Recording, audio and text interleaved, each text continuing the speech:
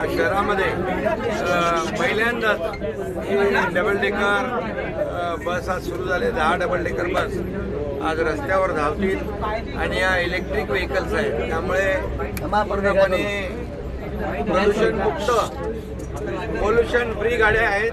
आणि कुठं चालला घरी हायवेला आपल्या घरी पहिला स्टॉप तुमचा घर आहे. प्रदूषण मुक्त करणाऱ्या या 10 बसेस आहेत. आणखी 10 बसेस येणार आहेत त्या डबल डेकर, आणि त्यामुळे ठाणेकरांचा प्रवास सुखकर होईल.